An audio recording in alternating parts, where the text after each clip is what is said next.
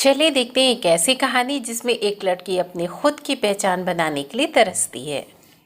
चित्रा ने एक प्यारे से बेटे को जन्म दिया था। आज भी फूली ना समा रही थी, इसलिए क्योंकि वे बेटे को ही जन्म देना चाहती थी। उसके मायके की साइड में 3 जनरेशन में ये पहला लड़का था। बेटे का चेहरा देखकर वह अपनी पीड़ा ही भूल गई और मन ही मन गुनगुनाते जा रही थी। चंदा है तू, मेरा सूरज है तू।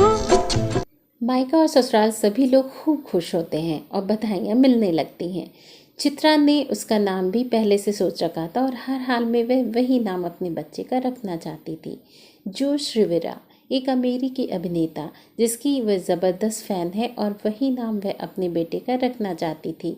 चित्रा की ससुराल की बैकग्राउंड गांव से थी। उसके पति चंदन के दादाजी एक फ्रीडम फाइटर थे।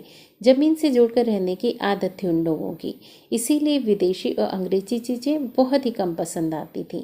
चित्रा को भी देखकर चंदन ने ही पसंद किया था, क्योंकि जब सब लोग उसे देखने गए थे तो लड़की पसंद आ जाने के बावजूद हाँ कहना मुश्किल लग रहा था। और वजह सिर्फ यह थी कि चित्रा ने इंग्लिश सब्जेक्ट में मास्टर्स किया था और उसके हाव भाव से ही अंग्रेजियत साफ झलकती थी।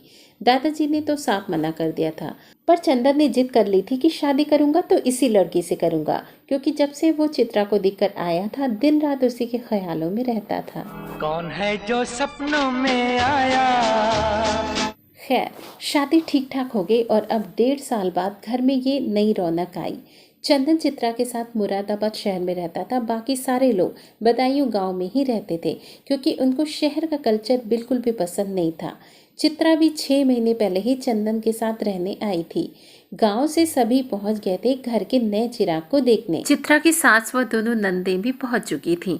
नंदों से कुछ खास नहीं बनती थी चित्रा की, क्योंकि हर एक चीज में उन लोगों का अच्छा खासा इंटरफेरेंस रहता था। दोनों नंद हिंदी में मास्टर्स कर रही थी और चित्रा ने इंग्लिश में किया था।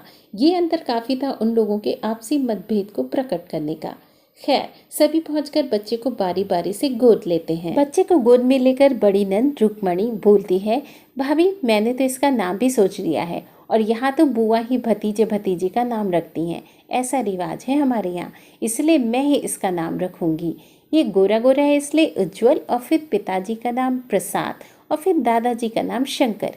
कितना प्यारा लगेगा ना, एकदम यूनिक नाम, जैसे साउथ इंडियंस लोग रखते हैं, उज्जवल प्रसाद शंकर, है ना भाभी। चित्रा के तो ये सुनकर तन बदन में आग लग जाती है। वो कुछ नहीं बोलती और ना ही स्माइल पास करती है, बस धीरे धीरे से कहती है, मैंने इसका नाम अपनी शादी के कुछ दिन बाद ही तय कर लिया था, इसलिए वही नाम रखा जाएगा, क्योंकि हमारे यहाँ बच्चे का नाम उसके पेरेंट्स रखते हैं। बड़ी नंद चिढ़ जाती है और बच्चे को अपनी माँ को पकड़ाते हुए बोलती है कि भाभी बस दिखा दिया ना अपने पराये का फर्क। मैं ही मूर्ख थी जो खबर सुनते ही पागलों की तरह दौड़ी चली आई।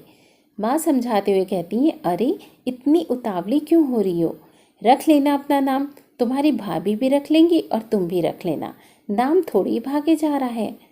अभी सामान निकाल कर रख दो जो भाभी और बच्चे के लिए लाई हो।